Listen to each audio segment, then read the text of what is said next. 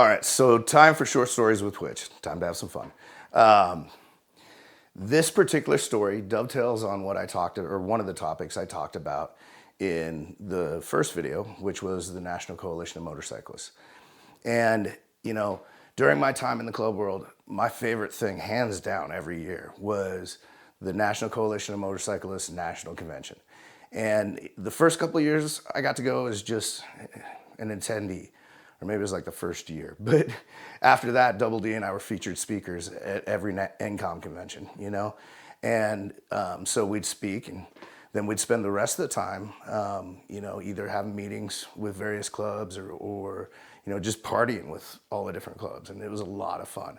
And this particular story is my favorite N.C.O.M story, but it happens to come from my first N.C.O.M National Convention, which was like, I don't know, 2007, 2008, somewhere in there. And for this one, like, I just made member the week before. Maybe it was like even the day before. I can't remember. I think it was the week before. But I was a brand new member. So that meant I had a big head. I was patch happy, right? New guy, fucking 30 years old.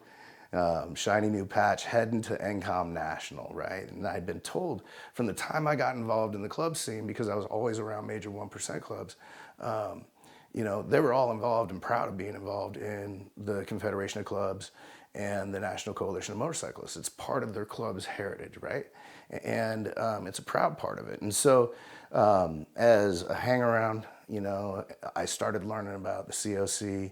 And then, you know, when I went prospect, even as a hang-around, I started hearing about national N.C.O.Ms, but not as much. And then as a prospect, I started hearing about them a lot. And everybody said they were the fucking coolest, you know, events, because you had all these patch holders there. And you had thousands of patch holders from every type of club you could imagine there. You know, 1% clubs to Christian clubs to, you know, women's clubs, veterans clubs, you name it. They, you know, if they're a respected if they're a respected American motorcycle club, they're involved in the COC and they're involved in N.C.O.M. And, you know, the more committed will send membership to the National Convention every year. And so it's a great time, and they're held in these big, you know, giant casinos or hotels. And so, you know, when you think about things like the Laughlin event, where, you know, the cops try and play it off like, oh, you know, it was the first time the clubs were together in the same hotel at the same time, violence broke loose because they can't stay together. That's all bullshit. They've been doing it since '85, you know, and they do it every year. We did it that year, you know, like, so, yeah. And so anyway, we fly in. It was, you know, me and Pigpen and Double D and a couple of the other fellas from Tacoma and a couple of fellas from our Portland chapter. And we fly to Orlando. And, you know, as soon as we check in, it was tripping me the fuck out, because we roll up to the hotel and there's like a fucking SWAT team in the parking lot. And we hit the lobby, you know, right through the sliding doors of the entrance to the lobby. And there's another SWAT team with a K9. And, you know, very quickly we were informed that the entire 13th floor had cops on it. And, you know, that was their command center. And it's like, what the fuck did we just get into? And there's fucking club members from every club I could imagine, you know, there. It was like, I was starstruck, right? Because, you know, it didn't matter what club they were. If they had a history that went back to like the 40s, you know, I wanted to meet them and figure out who they were. Or if they were, you know, one of these 1% clubs that I'd never met because of, you know, my previous experience in the club world and the relationships. You know, I wanted to go out and meet him, you know. And so I had the opportunity, and I made the most of it. And fucking everybody from every club I'd never met or ever wanted to meet, I was walking up to them, introducing them to myself, and, you know, getting to know them a little bit, getting to know about their club. And it was cool, man. It was a culture shock. It was like going to a foreign country, because we're all kind of different, but we're all the same. And, excuse me, rehydrating. It's important. So anyway, while, you know, Double D and Pigpen are checking in, I'm bouncing around the lobby, and in through the doors come 4 pagans. And, you know, I'd never met any pagans before. I'd always wanted to meet the pagans. I'd heard about the pagans, but, you know, I'd never met any. So What'd I do? Boom, right away, new guy, right up to the pagans, introduce myself. Well, they're not used to that. Like I said, the motorcycle club culture is a little different everywhere you go. And at the time, there were no pagans on the West Coast, and they were not used to my West Coast one percenter style, and they certainly were not used to my red and white rockers. And so they looked all grumpy and got all grumpy for a second, but I had the right answers and didn't get intimidated. And then they got interested. They're like, "Who the fuck is Twitch, man?" They're like, "That's not what we're used to having happen." And one of those men, unfortunately, is no longer with us, but he and I shared a great history from then on. And the others are still around. Some are still in the club world, some aren't. But I developed close brotherhoods with all of them, and became very proud of them. So anyway, and this story involves them. So it's critical to go on, that you understand that. So we check into our room, go on about the night, party, have a great time. Everything's cool. Next day, start the seminars. I wasn't speaking yet. Double D wasn't speaking yet. We hadn't started really the last successful push of the motorcycle profiling movement in Washington. It was just kind of getting going. And anyway, so we were just doing the seminar and having a good time. And it was great. We had a great time. And Saturday night, it's a multi-day event. And Saturday night's the last night. And so Saturday night, we were partying with everybody, bouncing from hotel rooms to VIP suites to the bar to you name it. We were having a great time.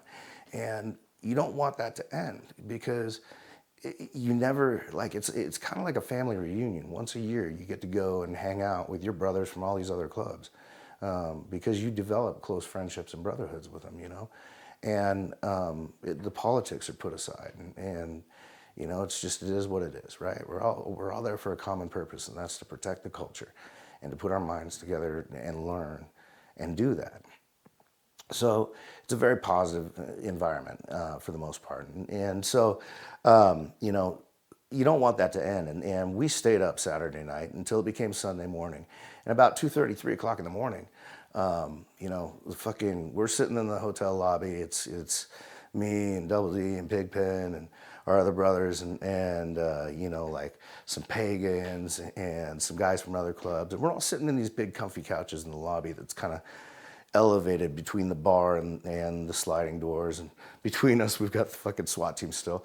They bring tension to the environment, to say the least. But, we're sitting there and the doors come open and they're the motorized sliding doors. And so you hear it every time and it just triggers your attention to look. And if you're, one of the guys pulling security like I was, you're always looking. Well, as soon as the doors, trigger, I see coming through the door my 4 friends from the pagans. And, 2 of them, or one of them has, a raw chicken in a clear plastic bag in each hand, just strolling. And this dude's big. He's like 5, probably 6'5", 6'6", right? And has a name that matches how big and kind of grumpy he can look. But he's like me, he can be a grumpy dick, but we've got a good personality. We've got big hearts and fucking, we can be fun to hang out with. So he had got these chickens and, all weekend, he and I, as we've been running into each other, we've been talking. And the first morning I was there, I figured out there were alligators in the pond behind the hotel. And when I ran into him, when we were, going about the convention, I'm like, "Hey, bro, did you see there's alligators in the pond behind the hotel?" He was like, "Fuck yeah, I want to get an alligator, but my brothers won't let me." And I'm like, "My brothers won't let me either." They said, "No way, you can't do it, bro." And I'm like, "I'll take the fine." That was one of the jokes in the 1% world. So I'll fucking take the fine, for us hard-headed ones. And so anyway, we've been joking about taking the fine all weekend. And I guess his brothers just finally were like, "Fuck it, you can have permission. Go ahead and see if you can get yourself an alligator." And so they went out and got him these raw chickens thinking he wasn't going to get himself an alligator. And he came and found me. And that just magnified the fucking problem for everybody involved. So, what ended up happening is he comes up and we all say our hellos and the chicken get attention right away. Like, "What the fuck you got those for?"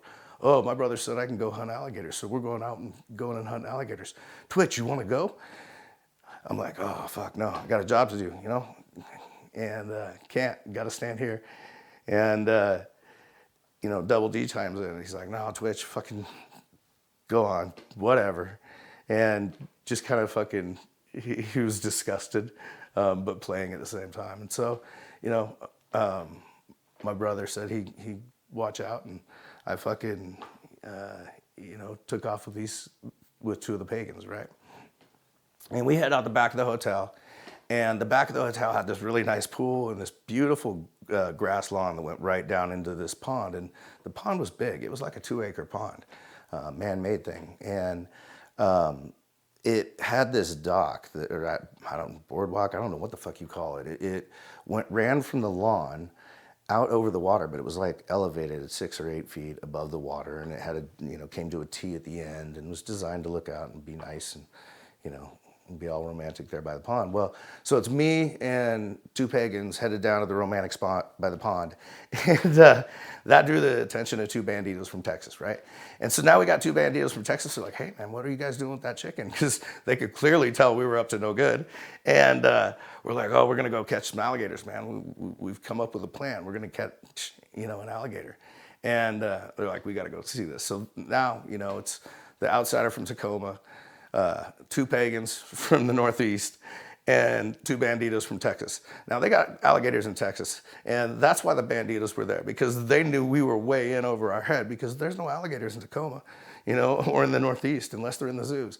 And so they came to watch us get eaten. But that's all right, they were there for encouragement, so it was cool. And we go down there, and my buddy from the pagans grabs a big handful of raw chicken and throws it out across the lake as far as he could get it.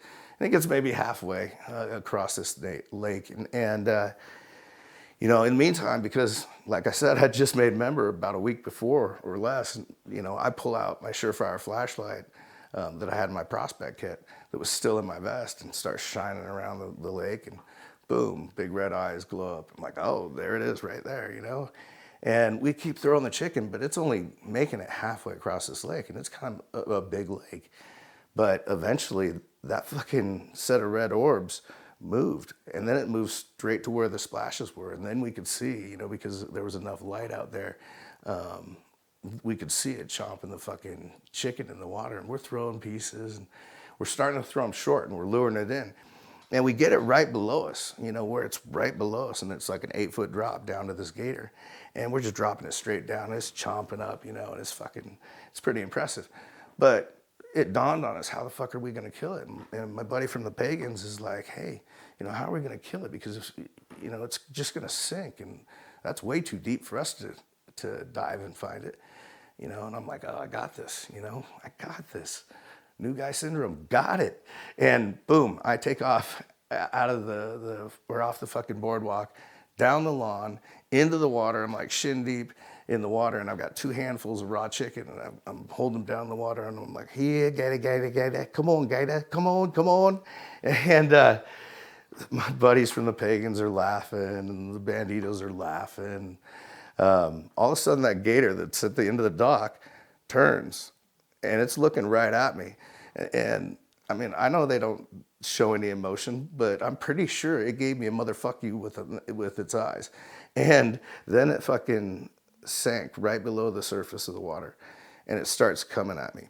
And right about that time, I realized that coming from the bush right at my 5 o'clock, right on the water's edge, I'm hearing meep, meep, meep, meep, meep, meep.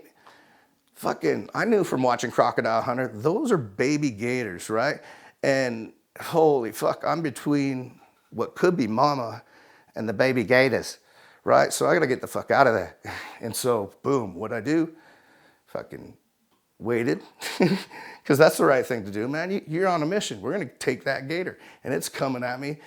And it was, when it was about, I don't know, probably 6 feet from me, and it's still under the water, and it's got the weight coming off its head, that it hit me. The new guy syndrome was suppressed by my common sense, and I was reminded, hey, remember the fucking SWAT teams that are everywhere around this fucking place, and the 13th floor full of cops. If you shoot that gator, all those cops are gonna be so far up your ass, and you're gonna forever be the jackass of N.C.O.M for shooting a fucking gator in the pond behind this hotel. And I was like, boom, abandoned mission. I don't like to back down, right?